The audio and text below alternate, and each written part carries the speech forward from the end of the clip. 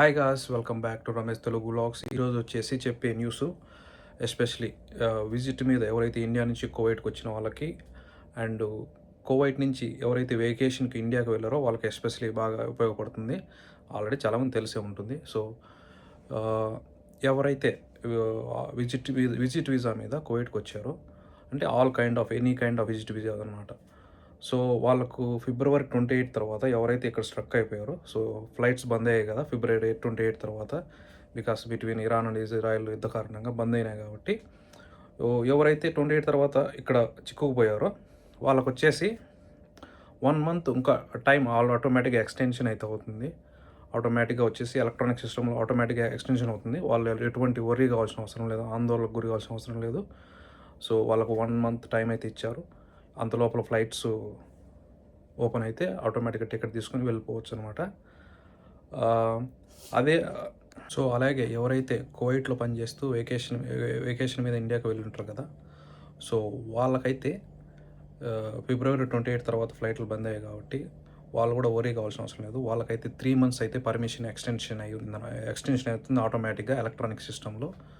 So ఎవరైతే ఆందోళన చెందుతుంటారు కదా, అరే మా అకామ ఎక్స్పైర్ అవుతుందేమో, మేము వెళ్ళలేమేమో, ఫ్లైట్ లేవు కదా అని, అలాంటి వాళ్ళు అయితే ఆందోళన చెందాల్సిన అవసరం లేదు. ఆటోమేటిక్గా మీకు 3 మంత్స్ పర్మిషన్ ఎక్స్టెన్షన్ అప్డేట్ అయిపోతుంది అనమాట ఎలక్ట్రానిక్ సిస్టంలో.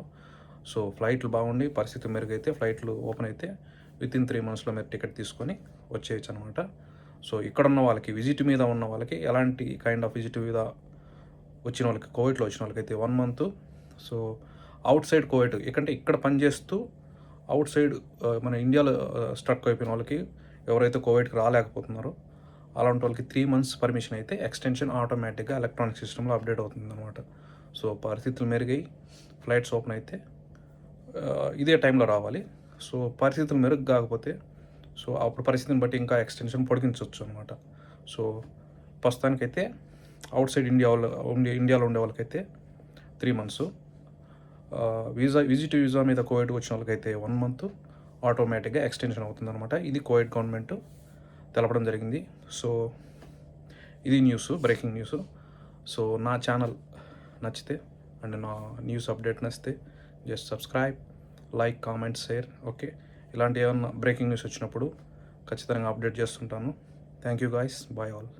మీకైతే ఇంకొక డౌట్ అయితే రావచ్చు, ఈ 3 మంత్స్ ఎక్స్టెన్షన్ అనేది పర్మిషను ఓన్లీ డొమెస్టిక్ వర్కర్స్గా అందరికీ పనికి వస్తుంది అంటే అందరూ ఆల్ కైండ్ ఆఫ్ వర్కర్స్కి అనమాట. డొమెస్టిక్ కానీ సూన్ కానీ ఎవరైతే బయట ఉన్నారో, సో వర్క్ పర్మిట్ ఎవరైతే వెకేషన్కి వెళ్ళాలో వాళ్ళందరికీ వచ్చేసి ఈ 3 మంత్స్ పర్మిషన్ అనేది ఆటోమేటిక్గా ఎలక్ట్రానిక్ సిస్టంలో అప్డేట్ అవుతుంది.